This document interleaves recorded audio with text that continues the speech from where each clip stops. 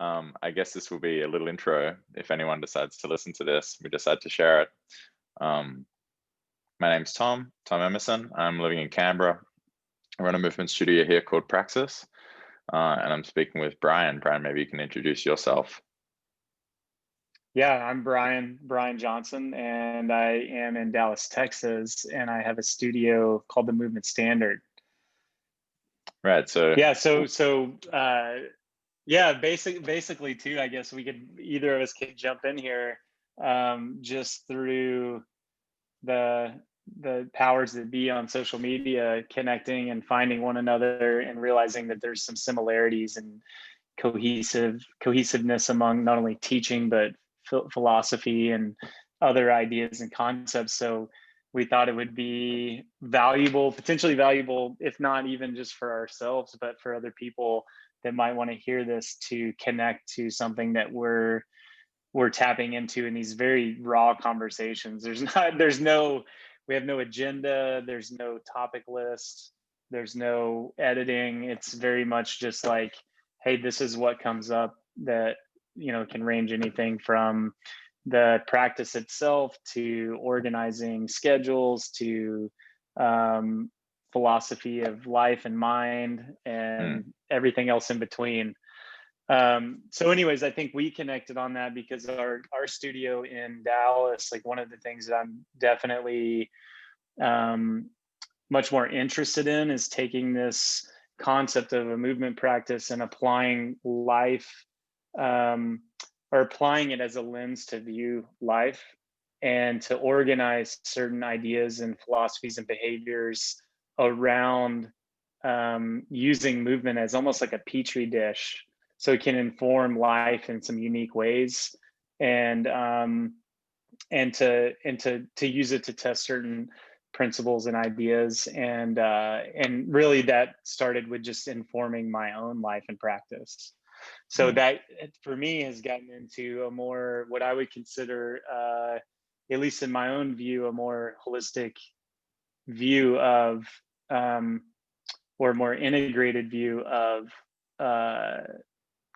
more than just integrated would be more than just the movement aspect, tying in everything from community to ecological principles, nutritional principles, whatever we want to refer to as mind or psychology or thinking. So really trying to have this broad umbrella to view, almost, for lack of a better word, it's almost a bit of a life and spiritual practice, a broad umbrella to view some of these different principles through and from. So I'd love to hear, we talked a little bit, but I'd love to hear more about your thoughts on where you guys are at and kind of what you're doing.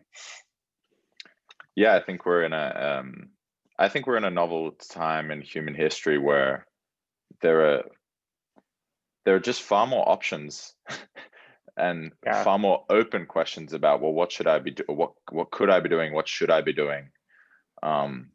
Which of course is a novel human concern relative to other animals, as far as we can tell, that we have a malleable nature to us, right? That I could decide, well, tomorrow, actually, I'd really love to become, I'd love to start training to become a concert pianist, and you could decide to become a chess master. That could be your new pursuit, and it would just completely transform.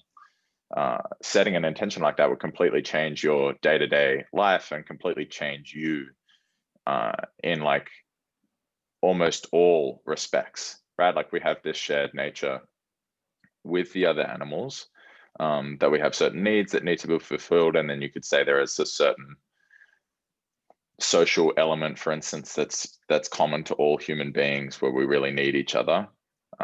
That's part of human nature, but I think what philosophers have been trying to do, many philosophers and politicians as well, people in general over the span of human history, is figure out, well, what is actually human nature? What is human nature? What is it to be human? For me, that's the question that drives me, and then the different. It's such a general question, and almost it's it's kind of the idea of the fall, right? It's like, it's a traumatic question to have to ask and answer all the time. Like it's not frustrating, but like exhausting that question is there, that uncertainty, but also at the same time exciting, because everything is so malleable, that we can explore and try to figure out, well, what would be better in this domain and this domain and that domain. And I thought, why I wanted to talk to you, why I'm excited to talk to you, and we'll see, perhaps we end up making a series out of these discussions, is because I think we're both spending a lot of time in a practice that's sending us in some direction, in terms of what we're becoming. And we're both trying to figure out together with our communities and our own practices, what's that direction. Yeah. Yeah, which is it's a Yeah, funny thing. this is it really is. And this is interesting because, yeah, I've thought about this a lot, even specifically recently, to the point where I was working on just kind of like, at this point, organizing like a post seems like it takes a lot of time if I want to share some content that's more nuanced. But I'm actually working on personally, and this is one version of that, but having, I think people are definitely more interested in long form again, right? It's like people were interested in long form content, then it went to kind of short, quick bites, and now it's going back to long form. So podcasting and blogs and actually reading and whatnot, digging in. And so having more opportunity to kind of get into some of these things and like ask the question. It's like I think of dropping a penny in the well and like waiting for it to hit the water. It's like there's time there, there's space, and there's openness to just allow anybody. But I think of some of the work that I'm doing, allow myself to sit with it. And not to ramble on a topic or a point, but that's before we kind of started this talking about schedule and scheduling. What I've realized is that we can get into time and perceived time and all of these different things that I think are interesting. But I've realized if I don't allow for that space, not only in my own movement practice, but throughout the day, then I have less ability to actually understand the conditioning that is a part of the becoming. So the becoming, I think, is an interesting question because, I was actually explaining this to my wife last night. My nature is to continuously do, and I think a lot of us are in that type of felt. It's almost a felt sense, like, okay, I'm going to do this, I'm going to do that now, and sometimes that can overcrowd our existence in some ways, where we're constantly just doing. We go to bed and that's like another to do. It's like everything kind of ends up being on this either list or organized continuous process. But I tried to explain to her, it feels like if you're riding up a mountain, and let's say you're in a car and you decide to stop like midway up the incline, but you leave the car in drive, it's actually going to still want to go up the mountain, right? It's like there's never a point where it's actually in park and it's just like sitting there. And to me, this is something that I think is interesting about human nature, is even in our quote unquote most still moments, there's a desire to continue becoming. And I find that to be fascinating because, at least in my own experience and sitting with myself and understanding that urge or that seed, it very much feels unrelated to any sort of like objectifiable goal. So it's not related to like wanting to become anything. It's just a seed of motion that seems to always be there to keep propelling things forward. Just like the car and drive. It's like, it may look like it's at stop, but it still wants to go forward. And so I don't know. I'm at a place in my own journey where I'm not sure if that's always just there. If this is something that that is just perceived based on the fact that things are always moving in linear time, or this idea of linear time, or if that is something that, and I'm a big fan, we talked a little bit about this before, I'm a big fan of Krishnamurti, and one of the things that he does talk about is this concept of mind being outside of time and tapping into, or being with, or whatever we want to call it, this aspect of our nature that is also timeless. So I don't know, I don't know if any of that jogs anything for you, but there's this idea of becoming has been on my mind, because in some ways for me there's a conditional side, which is based on my conditioned past, and essentially what I am today I will most likely be again tomorrow, assuming I'm alive and moving around. But I can, like you said, I can also make a choice to break that and, let's say, now become a chess player. But in becoming a chess player, I'm still becoming something. There's this idea, and this could be, again, a very naive way to think about these things, but that's kind of where I'm at. No, I think that's just it, is that we're not just becoming, but we're also aware that we're becoming, right? Or we can become aware that we're becoming something. And I think that's a huge step that many of us take a long time to take, to notice, like, the things I'm doing every day are making me what I'm going to be tomorrow, or who I'm going to be tomorrow. And like you said, most of it is inertia. It's just informed by blind forces, where you were raised, where you were born, who your parents were, the people you met when you were a child, and the things you got into together as kids, and then maybe you stayed friends with those people. So there's that whole inertia of the social group that you're in, and often those things aren't necessarily serving you. Like, so for me, the process, the self-development process, and then this scales up to the development of a group, right, is everyone becoming one person first becoming aware of that, and everyone becoming aware of that as individuals, and then later becoming aware of it as a group. Or that might be you become aware, and then you become aware of it as kind of family unit. Okay, we've got these habits that actually aren't serving us and are harming us. And of course, they're hard to change because they're so embedded. And like, so for context, that's why I called the studio Praksis. That's why I called what we do Praksis.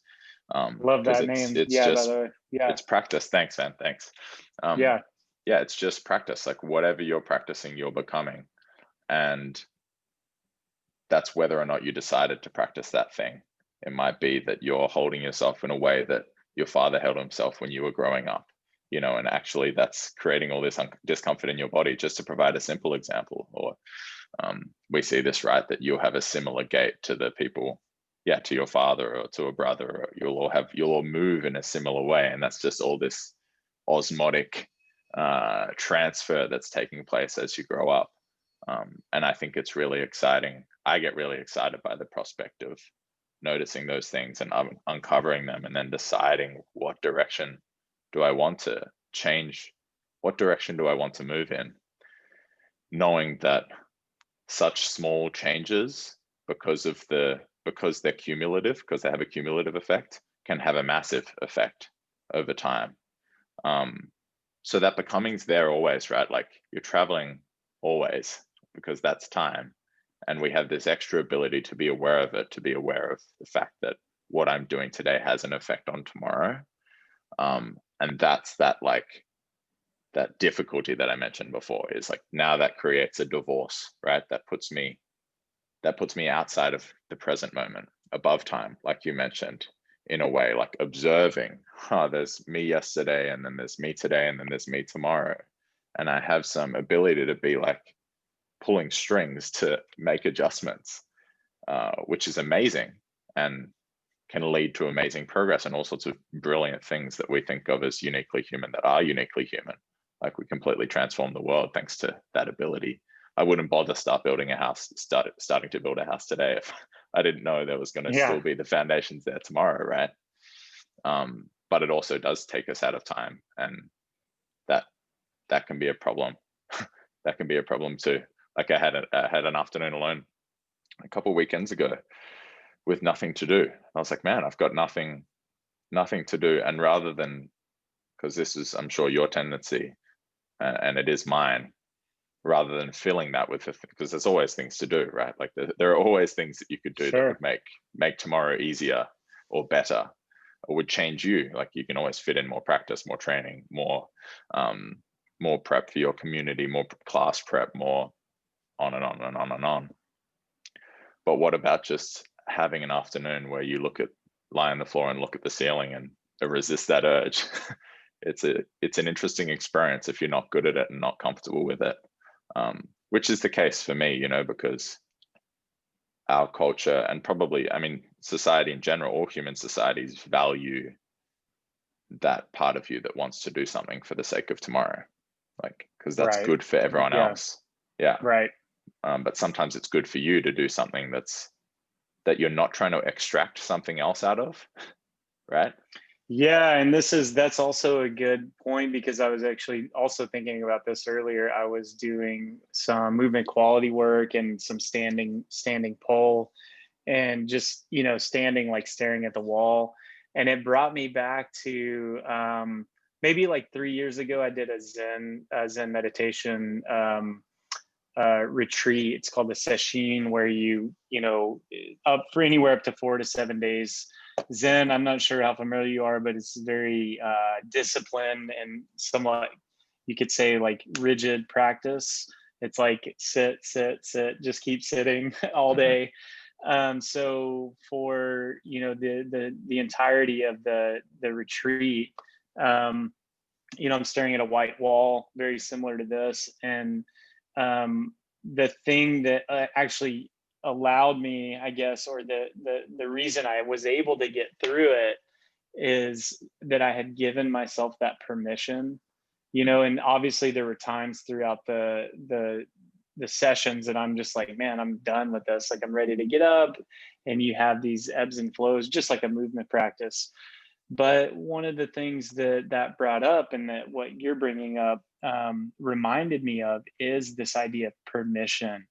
And this is something that came up for me in the scheduling as well, trying to better understand my daily schedule and realize that my movement practice, for example, is best when I do have permission for a wider gap of time to actually explore within, let's say, versus feeling like, okay, I've got 4 hours of quote unquote empty space that would otherwise have my fill of movement and other things, and just filling it. And that's, like you said, that's the tendency. It's like, just put something in there, because the list, and this is an old Zen Buddhist saying too, it's like we all have 88 problems. And if you take 4 of them away, 4 more enter back into its place. So you always have 88. And it's the same thing too with, the schedule. It's like, okay, I knocked that off the list. Oh, here's something else that falls in there. And so, I'm not sure. Yeah, I'm not sure what that mind space is, or that allowing is. But there is a curiosity I found that's attached to it that can, for me at least, open up some available opportunity or option to just, okay, I'm here with this thing. I'm in the moment, so to speak. Versus already like forward thinking in some other time and space, like, oh, what am I going to have for lunch tomorrow? So anyways, it is an interesting, like, I wouldn't say it's wouldn't even call it a puzzle, because then that makes it seem like you're always like on top of this thing. But it's an interesting aspect of our human nature, I guess. Yeah, I think one thing I was going to, go ahead. I was going to just say, related to also to the conditioning, when you were talking about that, one of the things I'm curious of, and I don't know is if, because a lot of our decisions, even if I can step back and observe and let's say pause and see behaviors, it's like, okay, I want to kind of craft this other direction or path, and I can see that. I'm also curious how much of that is based on conditioning. Right. So, and there's something interesting, for example, about um, let's say Ido Portal's work in that methodology, which is not far removed from any sort of, let's call it like artistic or um, unique expressive quality. So an individual quality that we all kind of build through process.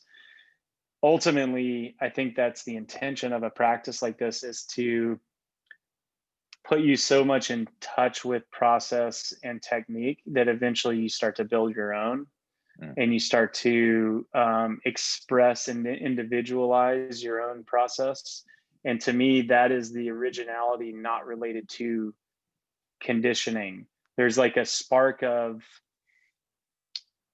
like something new there that is not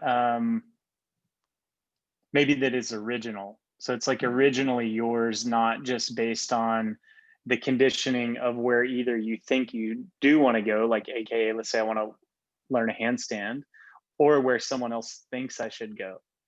It's like this wellspring that percolates to the surface. And again, I'm just kind of riffing here, so it might not be super clear, but my question is whether or not there's an idea of, and attached to human nature, if there is a directionality not related to conditioning, can we uncondition and still become, I guess, so to speak? Right. Does that make sense? It does, yeah. It does to me, I think.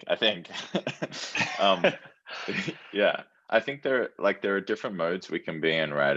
And the one that we're so often in is, and I notice this even in my meditation practice, like, okay, I'm going into a meditation session, a sit or a stand, or lying down, and I have something I'm trying to get out of it, right? Like, even if it's not something I'm trying to get out of it immediately, which might be more present or calmer or more relaxed or whatever, I'm ultimately trying to become a more mindful person through those practices, right? So I have like quite a clear idea, and this is the case for me with most things. This was a realization I had the other day with most things, of what I'm trying to get out of them, what I'm trying to extract, what I'm trying to become. And that is a problem, because there are many things that you go into or could go into areas of exploration where, in order to get the right thing out of them, you have to not know what you're going to get out of it.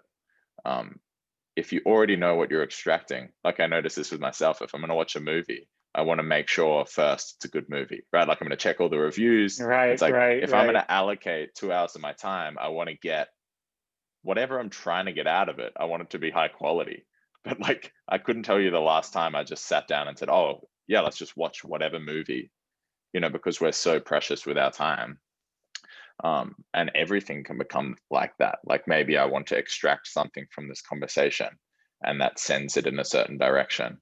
But that shuts me off to discovery. And I can think of times in my life in the past where I was much more open to whatever coming out of an experience, coming out of it, like whatever's there, for that to come out.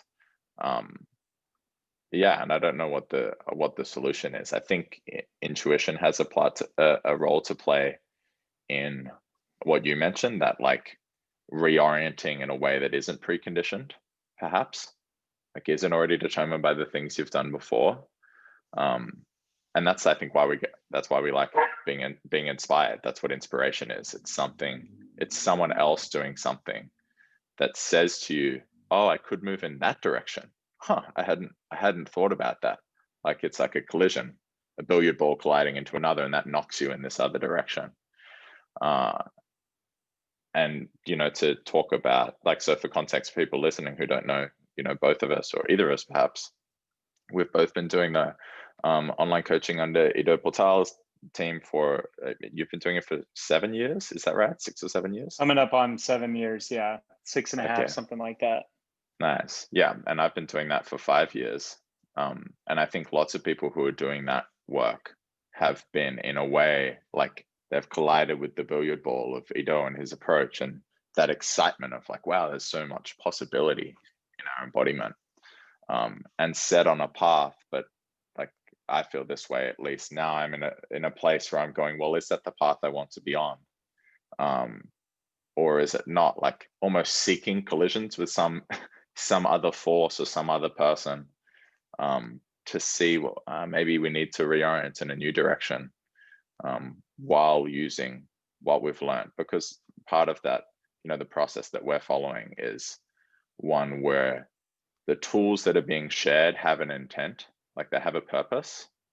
And that's exactly what I'm talking about. They're laid out ahead of time. This is what we're trying to, even if it's a qualitative, like a subtle qualitative, well, I want you to try to develop this awareness, this kind of awareness of these subtle changes in your structure with, say, the water quality movement, the Tai Chi type of movement that other people would be familiar with, perhaps.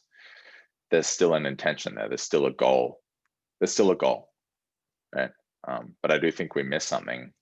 And this is a lesson I constantly need to try to relearn and reteach myself, when there's always a goal. Yeah, and I think ultimately, and Ido is a great example of this. He's a representation of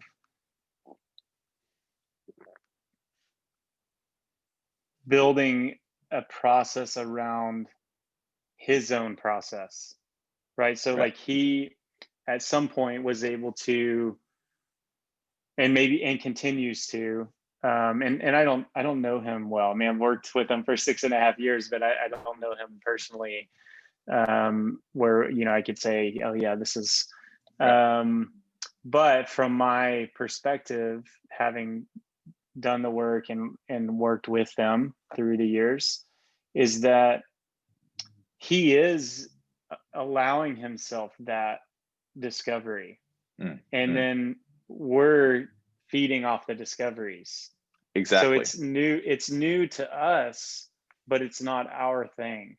And that's, and not that it has to be our thing, like, oh yeah, this is my method and then this is, it's just that the way he has constructed, or it's happened to be constructed, his process, it allows for him and affords him really the time to unpack the ideas that he sees as connected to this movement perspective. And right, like, and that, I think what you're saying is it doesn't have to be that way. And I actually was thinking about this earlier. It's like, I actually tell people often, like, you don't have to practice this. Like, this is, maybe this is not for you. Like it's not meant to be for you. And I like that saying of, hey, this is for anybody, but not for everybody, because the reality is, like, if it's swinging trapeze that gets you going, awesome, go do some swinging trapeze. But you're right also in that, I thought about this the other day too, and I think of almost on the same thread, there is a connection between becoming and seeking. And I think it's like there's a motivation or a desire or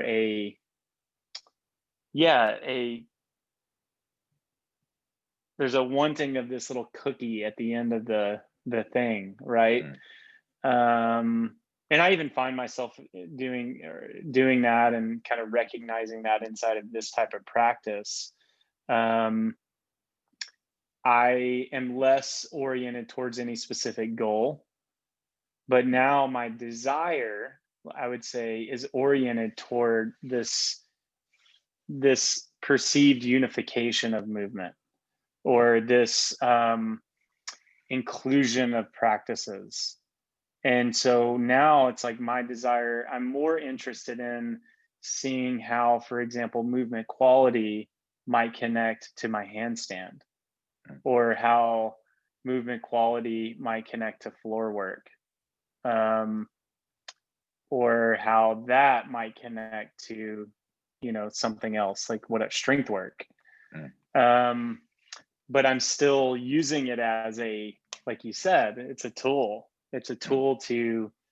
Um, it's a tool to better understand. And I don't know if that, yeah, is that, I don't think there's anything, we can't say if it's good or bad.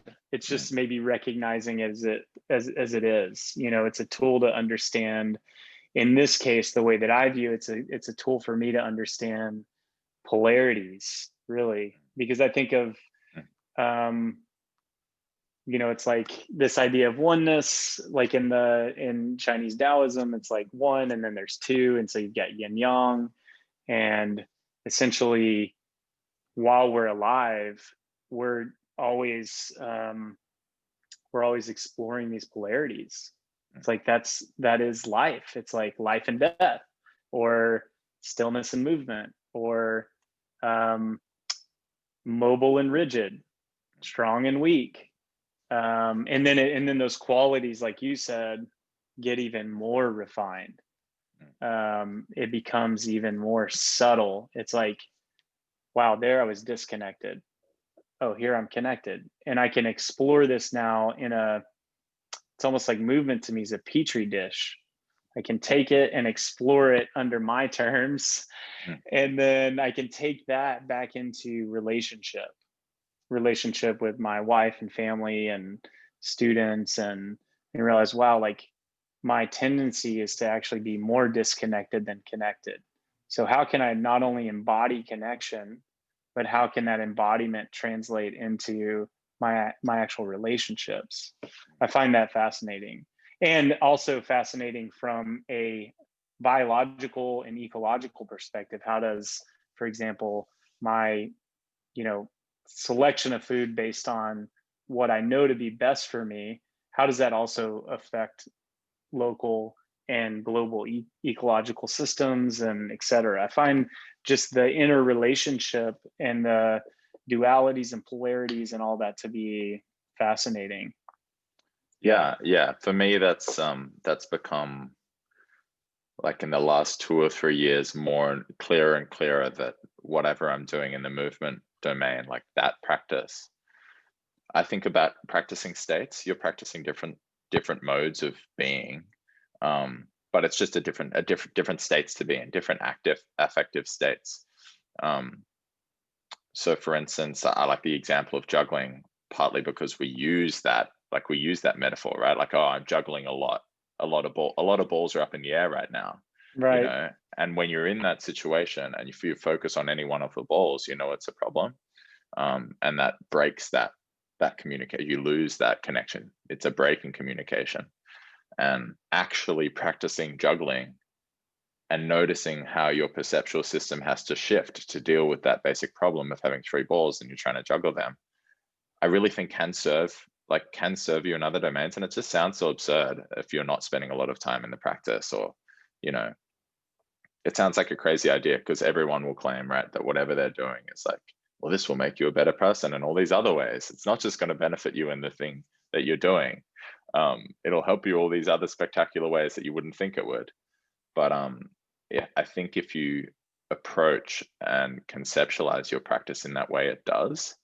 To give one example, so the basics would be like, if I'm doing strength training and I really know how to generate force, then that makes me a person who's able to resist when it's required in other situations, right? When perhaps someone's like Right. trying to take advantage of you, manipulate you in a certain way, and you're like, you have a physical touchstone, you know what it feels like to resist, right? And that actually does matter. I think that really does matter, and you can draw on that. And it's not like so much, oh, I know I did a hard training session, so now I know I can stand up to my boss. But like, it kind of is a little bit. Like, I know what it feels. What it feels like to be like, the forces are against me on this, and I'm getting worn down, but I'm going to push through and Right. achieve the thing, right? And then in the opposite extreme would be when you're doing, say, your like movement terminology or spinal work, you're learning to move with more fluidity, then that's the opposite extreme. Like, in this moment, I actually need to respond in a more passive way to what's going on, and completely go with the flow and switch off that resistance, that like strong state that you can be in. So for me, the practice has become about noticing, well, where are the areas that I haven't explored? What are the states that I don't like going into? And we're almost touching on that, like one of them being showing up not knowing what I'm going to do and what I'm going to get out of the session. Well, that's a state that you can be practicing, Right. and just go from thing to thing. And immediately I do that, and I start developing a plan for the session. Like if I show up at the studio, I've got an hour before I'm going to teach. I start doing something, and then I'm like, oh, and then I could do this and do this. And then it's like, no, let's break that down and just have an open practice where you see what comes out on its own. That's a different state to practice. And I don't know what all of the potential states that could be practiced through movement are. But of course, there's like, we could be in a combative mode in one moment, and then we could be dancing in another. And that quick shift between states, I think, is also really, really valuable. Because that's that self-awareness, right? Like, oh, this response is the one that's coming up, but actually I need to shift into something else. And then some circumstance, some person or something arises that requires you to go back to that other state, and you want to be able to move in between them with as much fluidity and as much adaptability as possible. Because to go back to that question of, well, what is it to be human? If we're defined by malleability, we're defined by this ability to shift, to change completely courses from movement practitioner and teacher to chess player to pianist to school teacher to father to son, right? Like that we can take all these different roles, and they're all human in their own way. Then what is it? What's the trait that unites those things? It's that adaptability.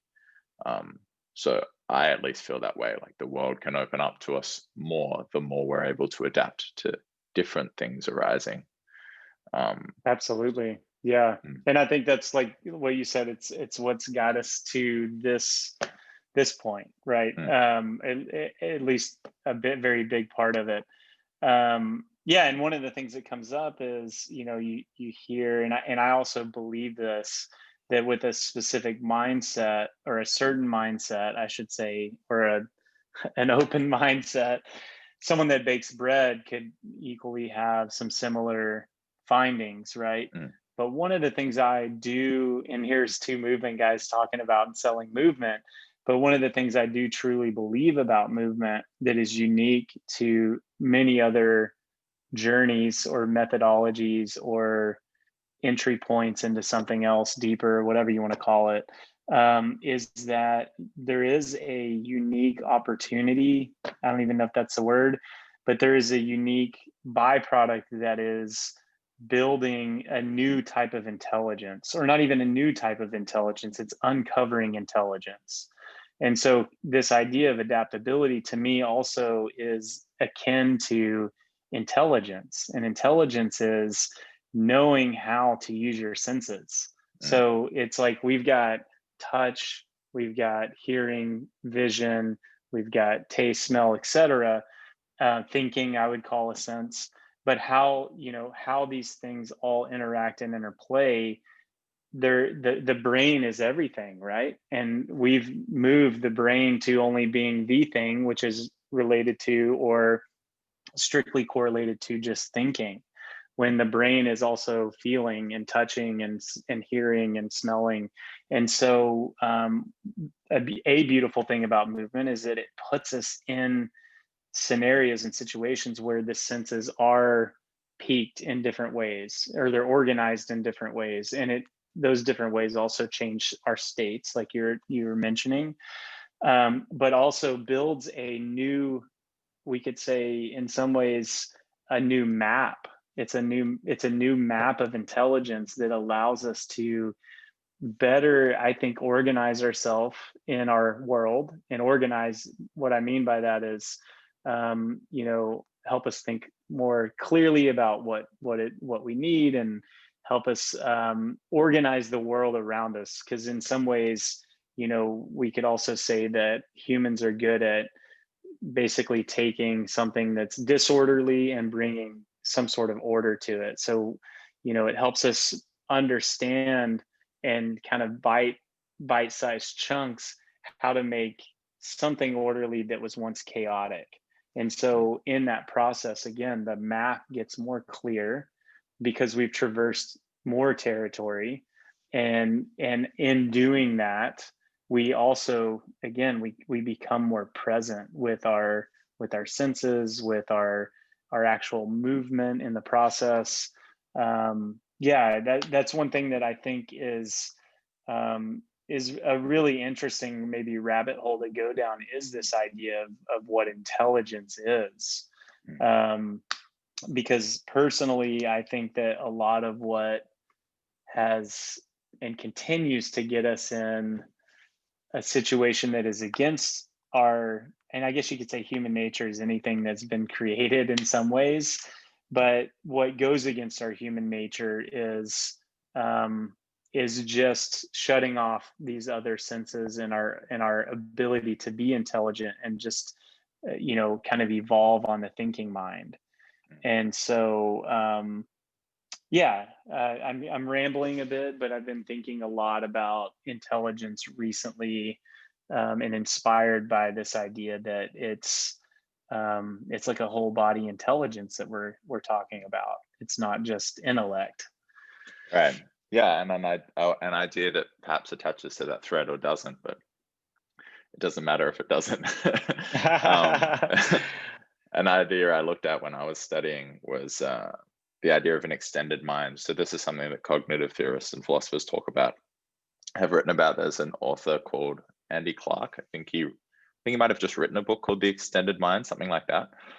And the idea, right, because we have this notion that the mind, and like you're saying, well, like you're challenging this notion that the mind ends with the brain, like it's just located here in the brain. And then we might extend beyond that and say, well, okay, there's the brain operating, but a lot of what happens in cognition is embodied. It's not just happening in the brain, it's happening throughout the body, right? And a lot of those processes are happening automatically. Or, I mean, it's the reason for such interesting gut health at the moment, is we know that right. What's happening in your gut is you're making a lot of decisions with your gut. And again, we talk about that as if we were, right? Follow your gut, listen to your Sure. gut. And we're right with those analogies, but our same kind of culture, same with the heart. Yeah, same exactly. With the heart. Yeah, thinking with your heart. But our culture has then developed this idea that no, actually, those are all just handy images that actually have no fundamental truth to them, although they do. But then beyond that, right, like maybe cognition doesn't just end at your skin. Maybe it extends out of your body into the space around you, which we can see with our devices, like the technology we've developed.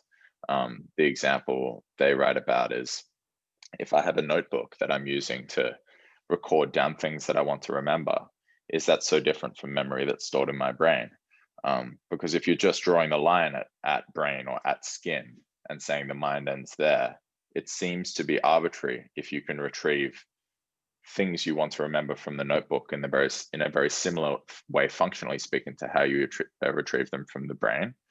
I mean, we do that sort of thing all the time. If I want to remember to take something with me where I'm going, I put it at the front door, or I put it with my keys, right? That's a way for me to move something in the world, remove that cognitive load from the brain, move it outside into the environment. And something that I'm really interested in is the extent to, like, where we kind of bleed out into the environment in that way. And I mean, we completely change the environment for our interests, right? But the environment also reaches back into us and affects us, and is the source of all of that conditioning that we spoke about: the physical environment, the social environment, the cultural environment.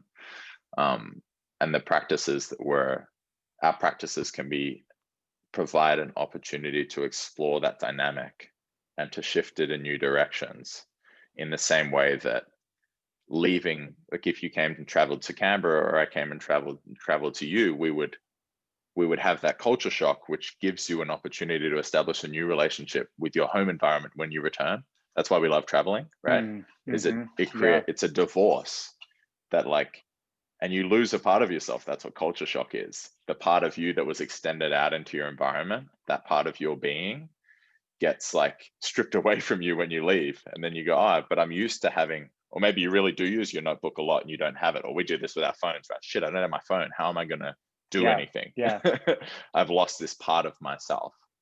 And maybe you've been experiencing that with, I know we've both been doing the environment practices, the outdoor stuff, using walls, balancing on rails, jumping. And again, because I like this when we can take an abstract idea and then immediately provide a concrete example. I mean, for me, it means when I'm walking around now that I'm doing that, I notice all the rails that would be great to interact with. And I notice, oh, that's an awesome wall. Like, write that down on the map, store that in the map, because that's something I could engage with. Whereas previously, maybe I didn't see them at all, right? Or I saw them in another way.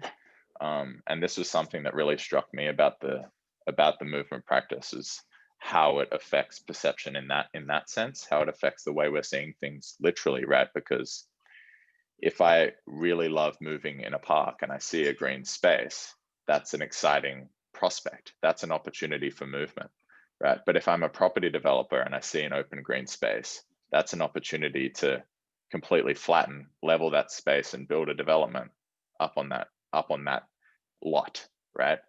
And so for me, that's where the practice can start feeding what we're doing in that more communal sense. Because if we're all changing our perception to start viewing things in perhaps a less like purely utilitarian way, what can I get out of it? What can I extract? And perhaps more viewing things through connection. Well, these public spaces, the open green spaces, could be opportunities for interactions between neighbors and so on and so forth. Then I think that would be a good thing. That would be a good thing, because that pre-conscious perception of what the thing you're seeing, what that thing affords, what opportunities that thing affords. I just finished reading this book called The Ecological Approach to Visual Perception, and the author J.J. Gibson talks about affordances. Your environment affords certain things. So a couch affords sitting, right? And a floor affords sitting too, unless you've lost the mobility, in which case it doesn't. So the affordances offered by the environment, that's what exists between the organism and the environment. They're co-determined, right? So depending on the organism, for me, my bike, it affords the opportunity for travel, right? But for the spider that's decided to live in my bike, it's its home, it's shelter. It's completely different. Opportunities are afforded to that organism. And so I think that's where perhaps that's something that's common between us, is we're starting to think, well, how can these things have a larger effect in different domains in our lives, but then also in our community around us? And like when you have a movement studio, if I have a big open space, that affords certain movement opportunities.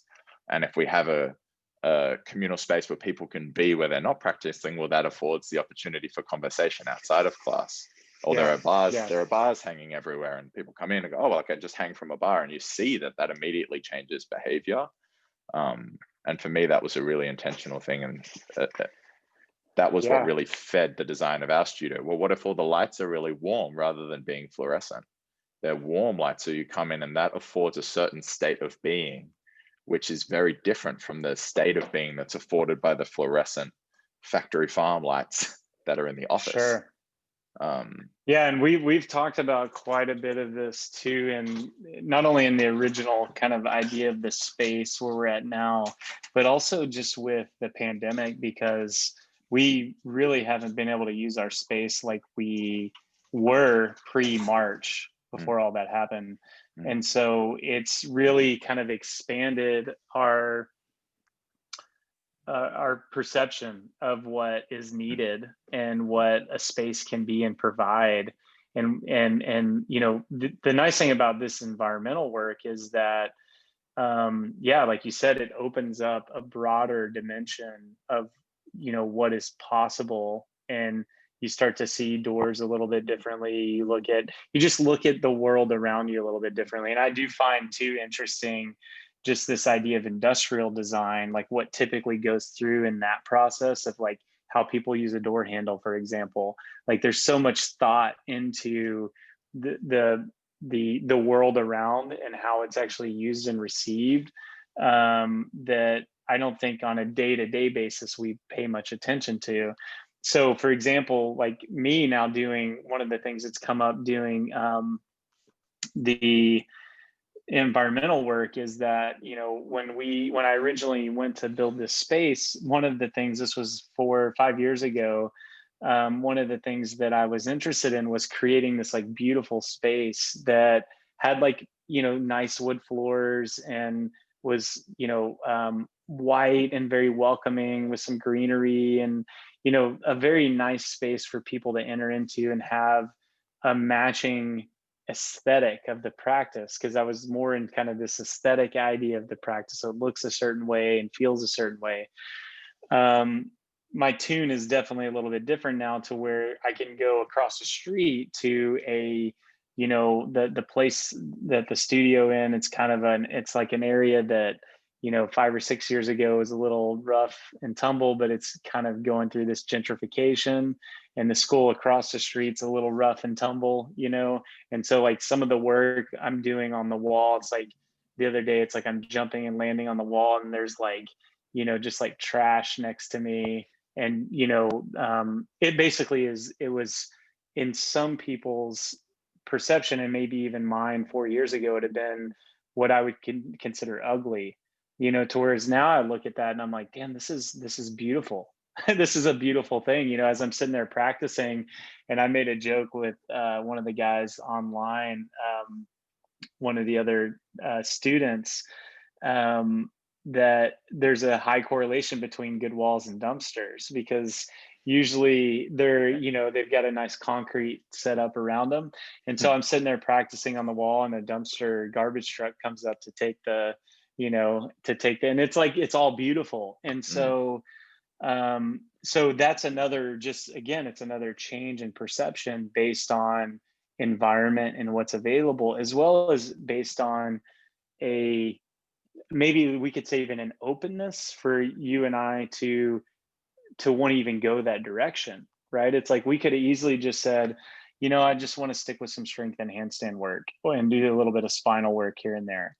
But there's a new now kind of perspective that, let's say, comes out of parkour and some of these other more urban environments, that changes how you view also beauty, I guess you could say. Like beauty doesn't have to just be, you know, trees with birds singing and, you know, whatever else at sunset. You know, it can be this moment of, you know, attentiveness inside of like what might be the otherwise most livable situation. You know, if you had to like, you know, people sleep outside next to that dumpster every night, and that might seem like the worst thing in the world, but then for a moment you're like, damn, there's something beautiful about this situation. So anyways, I find that fascinating as I personally kind of go through the search of these, because part of it too, I'm sure you've been in this situation where there's a searching for a good wall, a good rail, a nice, you know, like jumping and landing section or whatever. And there's a bit of kind of this seeking in that, but you realize that it can be almost anywhere. I mean, you can really challenge yourself to open up to a wider perspective to being able to use nearly anything, to where then I think, you know, it's almost like, and I told the group this last week, I said, hey guys, like, I'm realizing that I pay for the studio every month. I said to them, I said, you do realize like we don't need this place, right? Like we don't need these four walls. Like this is a perception that we think we need this to gather as a community, and we don't. But anyways, I say that to say that it is nice to have, and it is nice for us to be able to gather as a community in this like physical spot. But at the end of the day, the world is your oyster, sort of thing. Right. You know, it's like you can find it anywhere. So, I totally agree. And I don't think that a physical space is needed like that for the practice itself. But at the same time, I do think there's like a glue that comes with, well, this is a space where we all go to practice together, which absolutely. would come with Yeah. time. If you have that one wall that you're all meeting at all the time, then that would become a space for you. It would become a new home for you. Right. Because we all know we kind of like slip into different aspects of ourselves, or completely put on a new mask depending on the environment that we're stepping into, right? You step into your family home, and that's maybe where you grew up, or you're going to visit your parents. That's very different from stepping into negotiate a lease for that space that you're in, right? And you can, I mean, I try to do this. You can be a genuine version of yourself in all of those interactions. And I think that's important, because too often our habit is to put a mask of someone else on. But you're still a version of yourself, depending where you are, depending where you find yourself and who you find yourself with. Even if you're running a session and you're the teacher, and then in the next moment you're participating in a session that's being taught by someone else, that's a completely different version of yourself that you have to access, even if they're both genuine and authentic. My feeling is, though, that because there are lots of online communities, right, that describe themselves as communities, but there is something about having a space that's the house for a community that makes it's not impossible to have what you want without it, but I just think it makes it easier, because you can step in and immediately feel like, oh, this is different. This feels different than when I was outside just before. Well, and I think related to that too, and I agree, I think and we've seen this with the pandemic. Now that we're slowly getting people back to the space, there is a physicality, it's a physical practice, but I think also inside of that, there's a physical, and not to say this can't be done online, but there is a physical aspect to like etiquette and ethics and, practice. And, very well that it's like you practicing, let's say on a Zoom class versus you practicing in the studio with a group is a completely different type of practice. And this is one thing that I've noticed just with Zoom sessions is when people are in their home and we're doing Zoom, the intensity goes way down, and it's just, there's something about being in a space that is dedicated to this time and place. It's like, I'm here to do this thing, and to be with these people, because I think that's another important, like, physical touch, and being around people and being able to do partner games and stuff like that is such a crucial aspect to our learning. So I very much agree with that. Yeah. I even noticed that with running classes outside, that when you go outside, the energy kind of just dissipates. And for me, whenever I've done that, I've ended up falling into more of we're just practicing together, having some fun. It has to be a fun, playful session if we're outside for some reason, in a way that like the energy is kind of stored in the space if you're inside. That's a good, because we do these outside, like, we'll do some rail sessions or something like that, and I have a hard time teaching. Because partially I want to be doing anyway, but like, it's like people show up, you're right, it's like people show up with this intention of being maybe a little more playful. And so I'll say, hey guys, maybe start here, and then I'll give them cues along the way. But you're right, that's a great point. Man, well, I know you have to get going. Dude, I'm about to melt here. I'm just gonna like eventually fade away. One thing I was thinking about too that was interesting is that, like, it's our winter and your summer, and that's such an interesting thing too, because like it does get dark here pretty early, and it's like there's a different, you know what I mean? Like I've got a client and a student, and he's in, I think I told you, he's outside of Brisbane, and I've met with him this week, and it was like 5:30 his time, and it was like the sun was already out, and I'm like, Right. what's going on here? So Yeah. anyways, this it's weird. It's like we'll have to talk about this at some point, seasonality. And because there is definitely an aspect of seasonality, time, and where we're at in our own practice. I really think there's something interesting to get into there. Yeah, I'd love to Yeah. discuss that. And yeah. And maybe next time. But maybe before you go, you can, because at the start you said, "What's your schedule like?" And you were about to tell me about yours, and I said, "Well, let's record and we'll talk about it, so we can finish on something concrete." Maybe you can just tell us what your day, like, if today's representative of most days, what's your day look like? Yeah. So, wake up for me, I usually, now I've gotten to the point in my schedule where I don't have as many personal clients, like intentionally, to where I have to be in front of their face at, 7 a.m., let's say. So I usually wake up without an alarm, and I usually get up at about 7 a.m.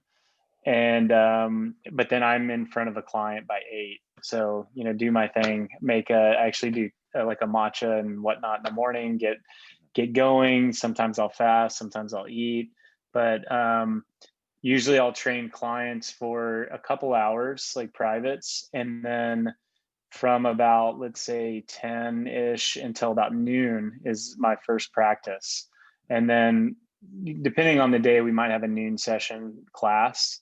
So I'm teaching, moving around with them, might eat some lunch after, have a couple more privates, move again, couple more privates, dinner, and then, kind of reflect and do some busy work. Or, one of the things that I struggle with is, and we talked a little bit about this, is organizing the work time. So like whether it's, students that have programs, or, just organizing material for class, posting, social media stuff and content. Most of my time is focused either teaching, eating, or moving. And so the rest of it gets kind of just filled and placed. But I'm getting better about actually also having a bit of a structure for that as well, so that it can be a little more clear and intentional. Otherwise it's just kind of like, oh, let me put this here or whatever. So yeah, I would say, I at this point I move probably like you, maybe 3-4 hours a day myself. I teach. I try to not teach more than about 5 times a day, and that includes privates. And then, the rest is just working with people online and doing all the other bits and pieces, and then trying to find some time in the evening to like bring it all down and hang out with my wife and family, and just really focus on, it's like the big ball continues to roll, focus on what's happening the next day, and do it all over again. Repeat. Sounds good. What about you, man? And by the way, that's something else I'm working on, is trying to condense that to where it's not 5, 6, 7 days a week. I mean, that can be, at this point, I'd prefer it to be 4 days a week, and still move, another 2 days, like 5, 6 days a week, like an intense or focused practice. But I'm trying to cut my teaching back quite a bit. Yeah. For me, it's evolved a lot over time. Like in the first few years of practice, it was a lot of practice, like, have 6, 8, 10-hour days. At some point got to where I was doing 3 sessions a day, like really training a lot. But that was just before I had other things to put my time in, like to use my time, like before I had as much work to do. And I also found, we spoke about it a bit earlier, that like fitting in a lot of things was a good thing to do for a time, but then it also turned me into a person who would just get a lot done, which is great. And I remember, but then you're always just getting the next thing done. You're always orienting to what's coming next after this session, after this class that I teach, after this conversation with Brian. And then that becomes a problem and bleeds out in this nasty, like, pernicious way. So I tried to avoid that and create a bit more space. So what my days look like now, I mean, this morning I got up, And the same as you, we have two other teachers, and they're both working, like getting closer to where they're on kind of in full-time roles, including stuff outside of teaching class. But one of them, Tom, he does all of our early classes Monday to Friday. So he's in there 5:45 till 8 a.m., which is 2 classes. And then he's done teaching for some days of the week. That's his, so he's finished his teaching load at That's 8 a.m. great. Yeah. Yeah, that's awesome. But it's really great for me and Soishu, who's our other teacher, because we don't do those early starts anymore, which I did do. I did do for the first couple of years. So I just wake up without an alarm as well. But that's normally, I'm an early riser, so that's normally 6:30 anyway, maybe 7. It depends on the time of year a lot. Have a cup of coffee, do a little bit of reading, which has been something I introduced last year to just have a structure for that. So that's been really good. And it's not long, like half an hour, 45 minutes, something like that. But you can read a good amount in that time, get through a couple of chapters, and you're Absolutely. reading a few books through the year, which is great. And then a couple of hours practice, maybe 2.5 hours of practice. That starts normally at 8. I like to arrive at the studio when the class is finishing, so at least I'm seeing some of the people from the morning classes and checking in how they're going, have a connection. So I'm at this morning, for instance, I did a handstand session and a bit of kind of spinal articulation and joint articulation stuff before that. So that was 8 till 10:30, something like that. And then the middle of the day where I'm in now, I know it's evening for you, is the computer work time. So that's been really good for me to have, like, okay, maybe I sit down at 11, like I'll have a bit of breakfast, sit down at 11 or 11:30 and do whatever's needs to be done on the computer, administrative stuff, managerial stuff, and the writing of programs and giving feedback and that sort of thing to students who are working more one-on-one with me. That takes me through to around 3 o'clock. And then I'll go back and open up the studio at 4 for solo practice so people can come in, and that's my second training. So that doubles as my second training time. So I'll do an hour and a half of practice, something like that, in the afternoon. And then depending on the day, today I'm teaching 2 classes this evening. So movement practice, which will be an hour and a half, and then a mobility class, which will last an hour. And that's been a big shift, which has been great, is teaching less. It's a good thing to, if you can manage it, find a way to make it possible. Yeah, for sure. It's good. Yeah. I'm teaching 7 classes a week at the moment. So there are 3 days of the week where I don't teach at all in person. I'll do that online stuff. And that's allowed me to put much more energy into the classes that I do teach. Yeah. Yeah. So it's been, man, it's an interesting balance, because I teach 4 classes a week, but what I'm trying to do is I'd actually rather teach more classes and have less individual clients. So, it's like trying to find that balance between, if I do 15 to 20 hours of individual client work and then teach on top of that, and try to, it ends up being too much of a balance, or an imbalance rather. So yeah, that's interesting to hear and inspiring. I'd like to have a little more reading time in the morning. Right. Yeah, there's always more to do, right? So yeah, man. Yeah. The trick is to create space and not fill it back up. Right. Well, maybe next month, maybe that'll be a good thing to check in on next month, if we have another call and just, kind of see where things are at on that. It'd be a nice, a thing to do, is to do less, right? Yeah. Have an see afternoon off. See if I can allow. Exactly. But dude, it's good to connect, man. I'm glad, this happened, and be fun to just check in, and maybe, like you said, if we even did this once a month or so and just kind of let the topics come and evolve, that I think it'd be an interesting thing to tap into. Yeah, thanks so much for your time. I know it's at the end of the Yeah, day, man. so it's harder for you than it was for me, and it probably will be, because this time sounds like it suits us both. But I'd love to do that. I think it'll be interesting. It'll be good for us. It'll be I find it valuable talking with you, and perhaps when we share it, it'll be interesting to get a little look. What's that? What do their lives look like? Like, what's this process look like? How are they thinking about the process that they're going through, and what these two guys are up to? Or maybe it won't, but regardless, I don't mind too much. It's really enjoyable talking with someone who's on a similar, it's fun, but different wavelength. Yeah. Cool. Yeah, man. Likewise. Cool, man. Well, enjoy the rest of your, I guess you're on Thursday now. Enjoy your Thursday. Yeah, you enjoy your rest. We'll and enjoy your soon. entire Thursday coming up for you. All right. Thanks, man. Thanks, man. Bye. Bye.